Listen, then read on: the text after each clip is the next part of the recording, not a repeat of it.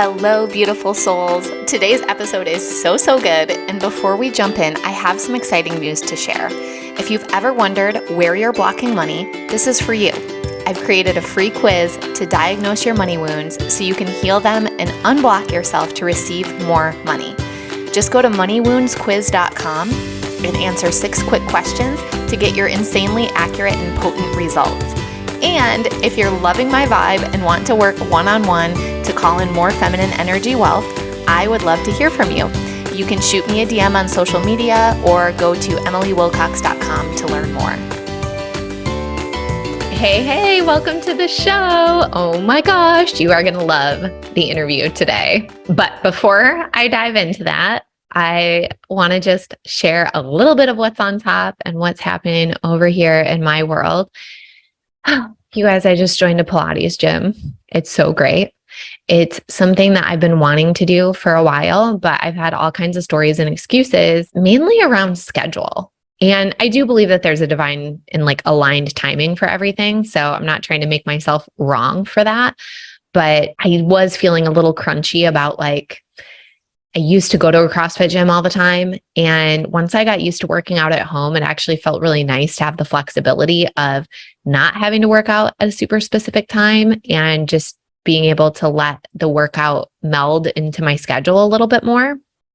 However, I've lately been feeling the pull to some group fitness again, and I've really been feeling pulled to Pilates. I did some physical therapy at the beginning of the year, and it helped so much with learning how to isolate and activate certain muscles that were being neglected.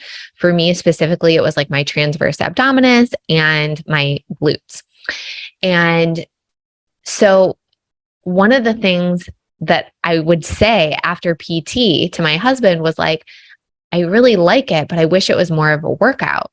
And I had the feeling that Pilates would kind of be that bridge. And sure enough, it has been. And it's just been really feeling good to stretch myself with fitness, it's a great workout. And I'm getting so many downloads while I'm there because it's so different than the way that I used to work out. CrossFit is always heavier, harder, faster, more reps. And today there was a movement that we were doing in Pilates, and the instructor was really go as slow as possible. See if you can slow it down even more, because there's so much there in terms of fitness and strength and mind-body connection, really isolating those muscles and going slow and controlled. Because sometimes when we go fast, we actually break tension. And so the muscle's not being forced to stay tight as much. So it's by trying to go faster, I actually would have missed the purpose and the reward from that part of the workout, which is so fascinating and has so many parallels to the way that we try to rush to the finish line with all of our goal setting and achievements and wealth and blah, blah, blah, all the things, right? And then it's we actually missed the point. Anyhow, feeling really happy about it. And it's one of those things, you've heard me now coach a few different clients about dreaming into that next level version of themselves, right? And kind of journaling out, what does she do? How does she take care of herself? What does her schedule look like? So for me, when I journal into the next level wealthy version of me, she is going to group fitness classes. So it's part of the reason that this feels like an important milestone, because it's me stepping into and embodying this next level version of me. So yay, patting myself on the back, freaking humble bragging over here, because it's a big deal. I had resistance too. It's an unfamiliar place. I don't know the people there. Am I really going to be able to work it into my schedule? Blah, blah, blah, blah, blah. But I'm there and I'm doing it and it feels good. So yay me.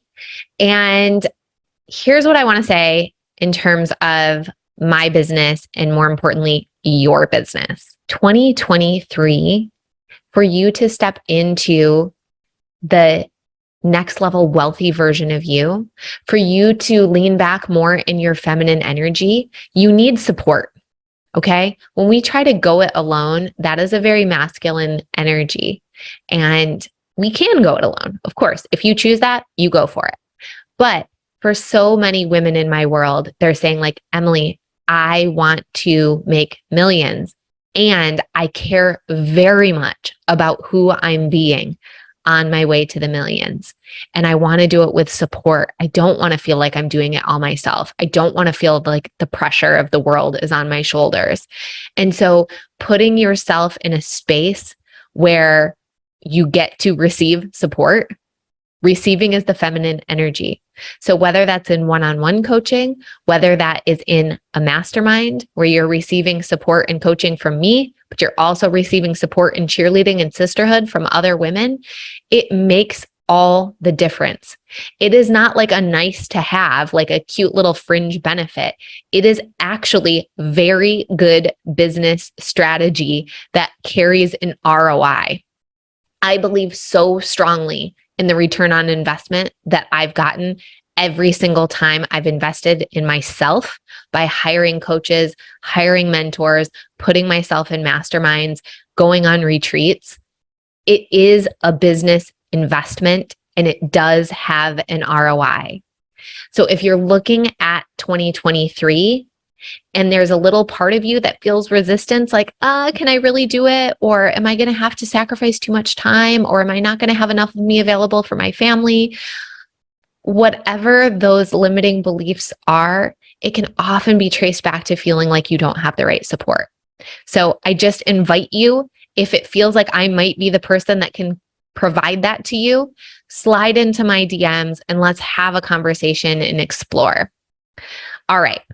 Now, I cannot wait for you to listen to today's interview with the incredible Jana Kingsford. First of all, she's Australian, and I've yet to meet someone from the United States that doesn't just love listening to an Australian accent. But beyond the way that Jana sounds, she is just an incredible human. She's hit the milestone of generating $1 million cash in 8 months through her business. She calls herself the Big Dreams Genie, and she made it her business literally to help clients achieve their big dreams online and otherwise, and then to dream even bigger. She's a business coach, an energy worker, and her next big dream is hitting 8 figures. So without further ado, let's dive right into the interview. Jana Kingsford, welcome to the show. Thank you so much for having me. I'm so excited to be here. I've missed Jana in the house. Yeah. And everyone who's watching on YouTube will see that Jana has this like gorgeous background, like ocean views. And I love this about you because you lived the nomad life for, I don't know, quite a while, right? You just lived in a van traveling around Australia. Yes, became a millionaire in a caravan, traveled for 5 years around Australia from 2016 until basically this year, and we got the beach house. And so I've been here nearly a year. So it feels like crazy for this nomadic situation. Yeah, but and then you're doing another year at the beach house, right? Well, we are here until January, which is technically 2023. Okay. So we're here until January, but we're manifesting longer. Okay. I'll be here as long as they'll have us.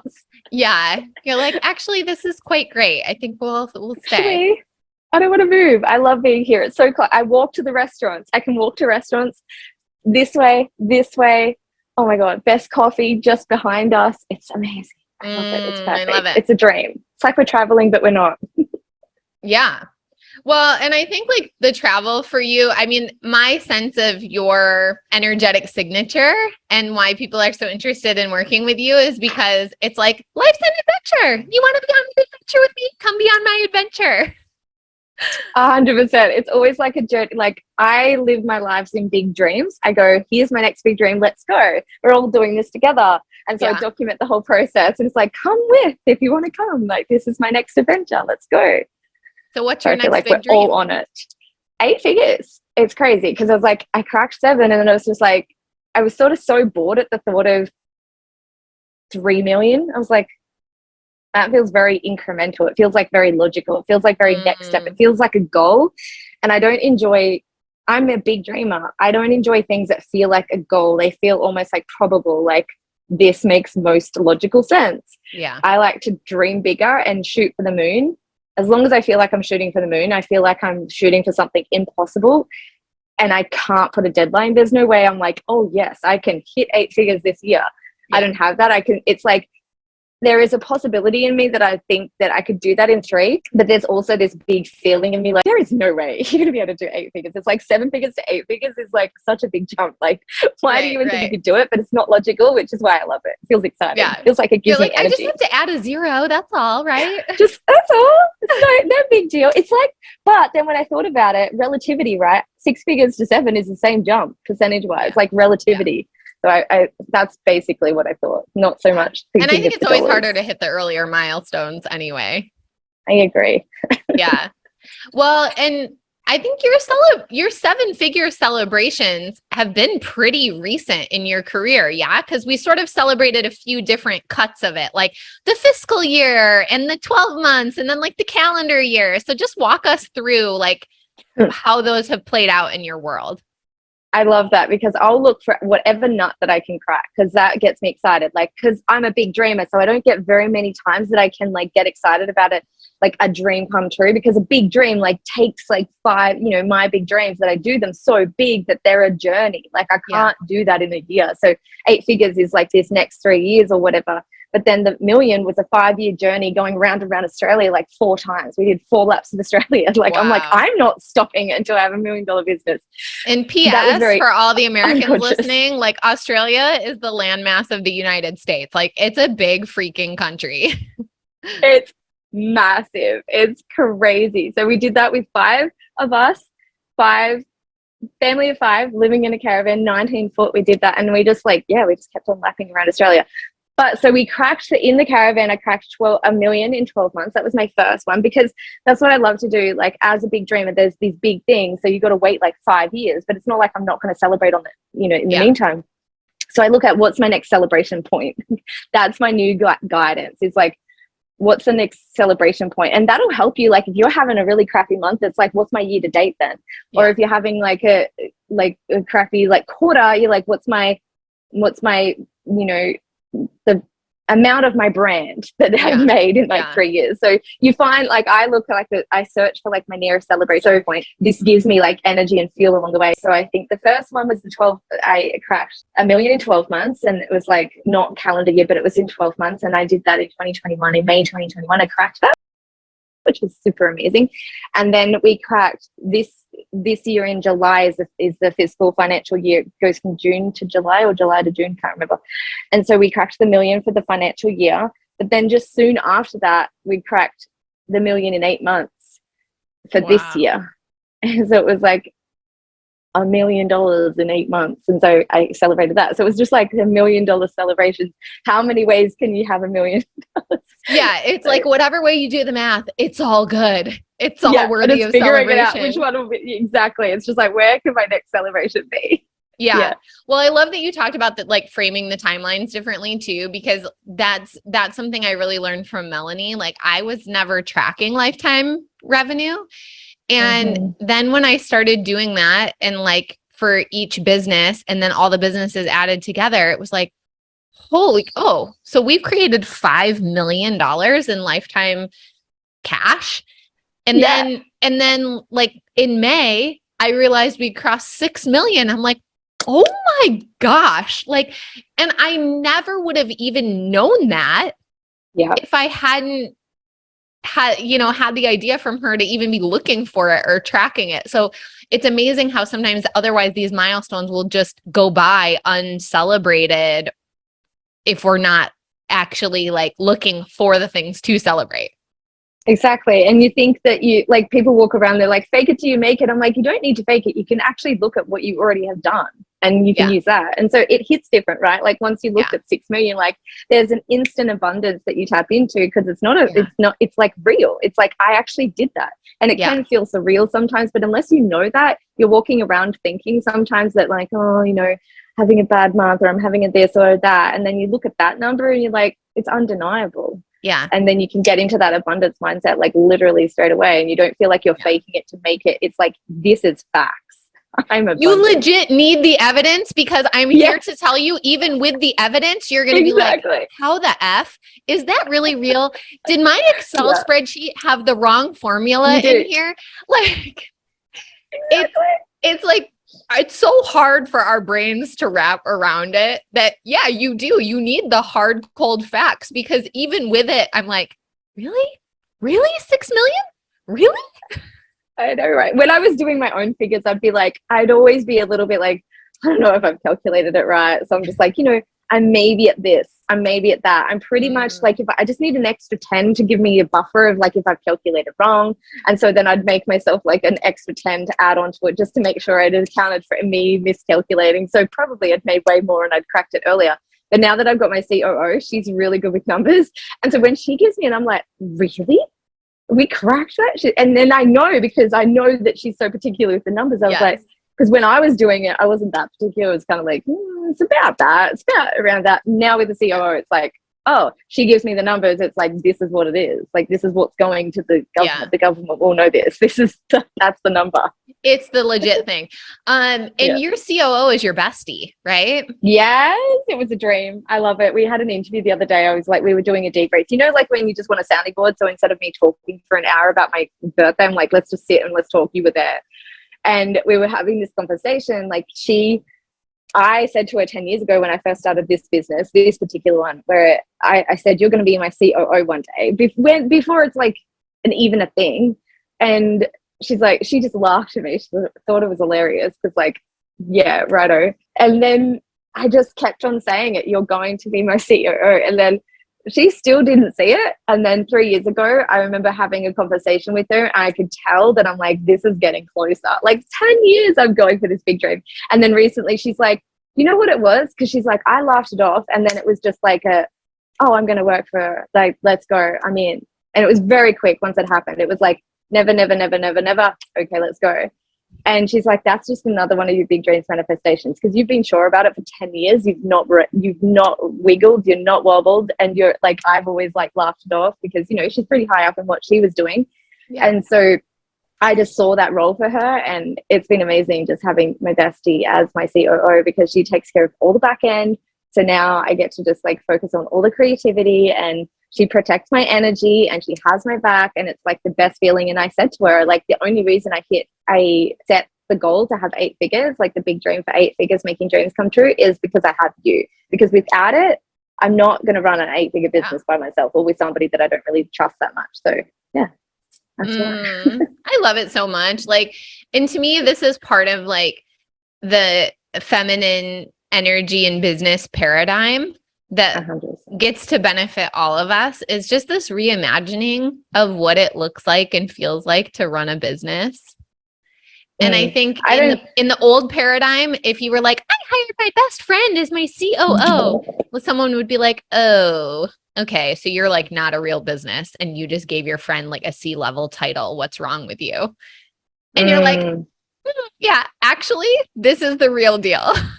This is real. And we know, like, because we're very emotional intelligent around this space. So we're really, checking ourselves, and we know we can do that. We know that we can hire our best friends, or we can hire people that we love, and we want to actually like pass on the abundance. Because like for me, it's not like, obviously we have amazing profit, but I love, like yesterday I saw a photo, we had the meeting, and I had 3 women on the phone with me, like, so there's 4 of us on this team meeting, and I'm like looking at these women and their lives that have changed there, like directly.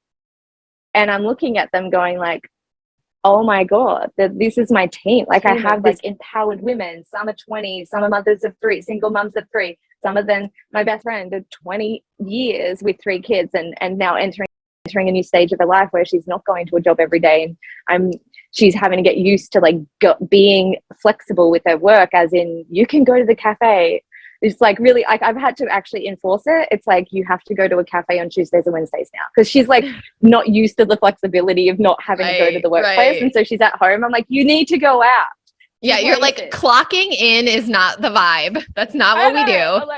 I had to force it. I'm like, basically, this is now protocol. Tuesdays and Wednesdays, you go to the cafe. And I love it, like being a best friend and then like being able to tell your best friends what to do. That's for their own good. You get to go to a cafe.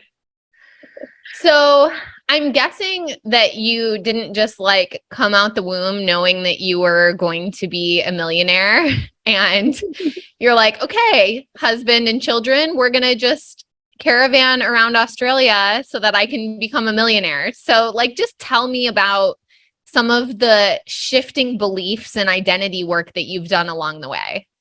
Oh my gosh, so much. So before we traveled, I already had a 6-figure business. So I was already like supporting the family with 6-figure business, but could you imagine it's 5 people. So as much it was like, oh my God, I hit this milestone. It didn't feel like it because I'm running a business, you know, the expenses that come with the business and, you know, running a family, but I had that flexibility. And so I think the biggest shift that made me move is like, I have this flexibility with my business, a 6-figure business, but I'm acting like, not so much I have a 9 to 5 because I really worked about 10 to 15 hours, but I was acting like a regular mum that does the school run and has a fence, you know, white picket fence kind of vibe, has a house, goes and does the school run, goes home, put the kids to bed, bath, bed, books, put them to bed, watch TV, wake up the next day, do it all again, drop the kids off, get the kids ready for school, drop the kids off, come go for a walk to romanticize my life just a tiny bit before it was a thing. Go for a walk along the river and then write a post, put my boy to bed, give him a nap, whatever it was. And so I was just in this like Groundhog Day-ish going like, I have had this feeling before because I remember when I had that feeling for the first time in 2006 when I was working and then I was pregnant with my second. I was like 22 or something and I was pregnant with my second baby and I was like driving to work going like, well, we're going to have a second baby. I hate going to work. I was such a good worker when I was there, but I was like, until I'm 65, I've got to do this. Like, I can't even. And I used to cry driving to work, pull myself together, get there, have the best time, be a great worker, great work ethic. And then I drive home crying. I'm like, I don't think you're supposed to do this at 22. I don't think you need to. I don't think you should be feeling the longevity of this situation of like, you're doing this every day. Let me get this straight. I do this till I'm 65 every single day. And then I'm going to go on the pension. Like, oh, I just couldn't even fathom it. So I remember I just had like a magical moment one day where I signed up to university. I quit my job. I somehow got this other job that I had running a business. So I started running a business. And then I just started like running businesses, starting businesses, anything that I could do so I could be a stay-at-home mom and still have money coming in. And so I remembered this groundhoggy feeling when this second phase in 2016. So we're talking 10 years later, like one of those decade things. The next decade was 2016. I'm like getting that groundhoggy vibe again. I'm like, every day's the same. It's a school run. It's a this, it's a that. And I have this flexibility. And so then I wrote a book. And then straight away, I just had this random idea, which is both times it just came to me as this random idea. It's like, Jana, why don't you take the kids out of school, homeschool them, travel around Australia, and sell your house? And I went, okay. And so I asked my husband, he's like, yeah, I'm keen. And then 3 months later, we were out of the house and we were traveling. And I think my family, we've always been pretty like adventurous. So we've always been like pretty adventurous souls. So it was killing us a little bit on the inside. Like we were dying a little on the inside, just even being in a house for like 9 years at that point. Before that, we were like like a year. And so my biggest shifts have come after I've made big life moves, and then the beliefs come. Like I have to basically build my belief on the way because we're in the middle of starting to travel, and then I'm like, I don't have the belief to do this, but I'm here. I'm already like, the car is packed, the house is getting sold, we're in it. I almost like, then that's when I start to have to do the belief stuff of like, okay, now I've got to build my beliefs, and it's like I'm in it. You know, like I have to. So you just like shake shit up and then sort of rebuild your identity as like the new puzzle pieces settle and you start to see what the new picture looks like. Exactly. It's just like, I get the inspired idea. Like the first time is like, quit your job, start a business. Okay. And sign up to university. That was the first one. And I just do it. I don't have the belief for it. It's like the big dream hits me before all of the logistics. The big dream hits me. And if I don't just act from that place, then nothing would have happened in my life. I just would have still been doing that. But if I act from the big dream and I just go like, here's the big dream, and then I just like go and I put things in place, then I do catch myself up. And I understand that's not the way that everybody works, but for me, that's where I build the belief on the way. So like as we traveled around Australia, like every day it was very much a day-to-day thing. Like, okay, I got to build my belief for this because I'm in this right now. And it just like before it wasn't like an active volcano. I wasn't seeing all this unconscious stuff. It wasn't being brought up. And I think that's one of the things I think that's why it's so good for us, for some of us, that our psyche, and we can regulate it and we have the emotional intelligence to work through it, that it's really good to throw ourselves in, because there's no other way for us to activate the volcanoes. There's no other way for us to make the unconscious conscious. And so we're basically just living at like that surface level, like not going that depth. But for me, I've got to throw myself in to see it come up, like, now I see that. But before, I can't. When I'm comfortable, it doesn't, the unconscious doesn't come to the surface when I'm comfortable. But when I'm uncomfortable, it comes and I can see it. I'm like, now I see you. Yeah. And then, which can be very confronting for some, but then if we understand what we're doing, we're making the unconscious conscious. And that's going to help. Like with every big dream, that's required. We've got to know what's unconsciously existing inside of us and creating chaos and volatility in our life that in this next phase. So it works for me doing that. Okay. So it feels like you must have some belief in the big dream in order to make the bold move before the rest of the belief and identity work comes. Yeah. 100%. I feel like, there's, I guess for me, that first time that I followed it, it's like my life before then and then after then gave me so much trust in it.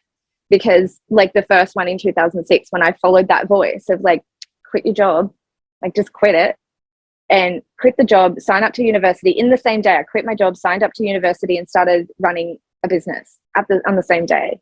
And from that, like 4 months later into the studying and going like, I'm never going to go and work for somebody else ever again. Like just that after that 4 months of this 4 months in, I'm like, I'm never doing this again, like never working for anybody else again. But why am I doing this university degree? And I heard a voice. So that for me is like, I recognize the voice, and I guess some people might not hear it or even take it seriously. Because it actually, for me, it's quite subtle. It's not like, you must do this. It's just like, Jana, you're here to help people achieve their big dreams. It sounds simple. It sounds like you could miss that. Like you could really easily miss that. But I'm like, I don't hear voices every day. So it's like a little different. So then once I trusted that and I moved from that, my whole life changed after that, because it was before and then after, and I was alive and I was like, it was like I was doing university, raising kids, but I felt like so alive. And so there was a part of me on like, when I get that intuition, like that voice comes in and tells you to do something, that big one, and it happens rarely, it's not huge all the time. When that happens, like only good things come from it, but it does rattle everything up. And so for me, I've got that anchoring of 2006 when I first did it, of like my whole life changed and it would quantum leaped, and I would have nothing of what I have now unless I listened to that voice and I made those big bold moves. So for me, life doesn't change unless I do follow those crazy big dreams, because it's just going to stay the same. And you get to activate your free will. You can, if you want to have it stay the same, you can do that. You can choose not to listen. It's fine. Yeah.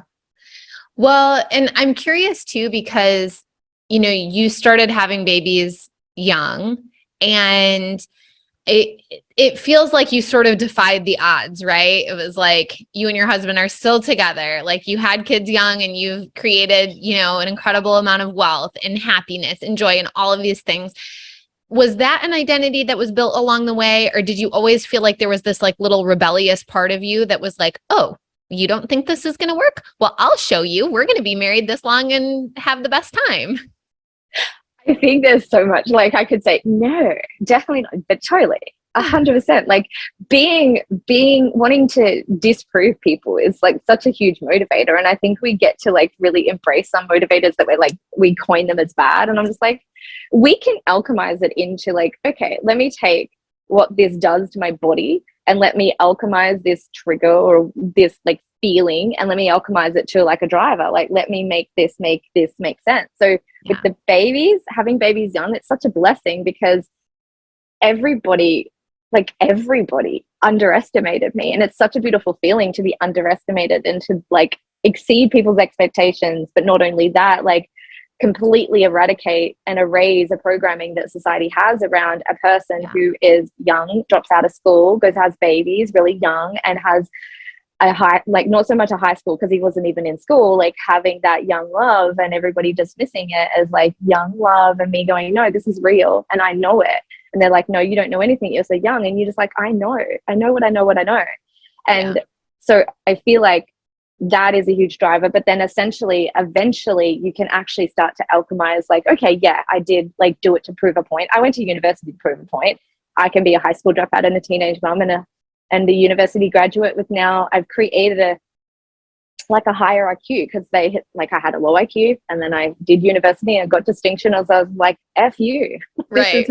Then eventually you can like alchemize it into like, okay, let's put some more intentions, like some deeper intentions, but knowing that energy, it had to be divine will anyway. Like that divine, like it knows how, like the universe almost like can figure you out. Like you say what you want, what you desire. It's just like, let me pull your strings because we know how you move, and this makes me move. And like sometimes with money, people, like the universe does that for some people with money. If they don't move unless their money's lower and they're like, go take action, they're like, well, now she's doing her purpose and she's moving towards, and then she's got all this money and now she sort of leans back. Okay, let's pull her strings again.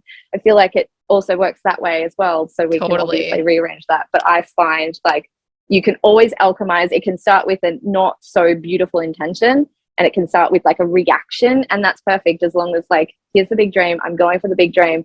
I get to alchemize and rearrange the intention and why I started, and I get to repurposify it at the end. Did you just say repurposify? Yeah, I just came up with the word. Right here, right now. Trademark, Jana Kingsford. Amazing.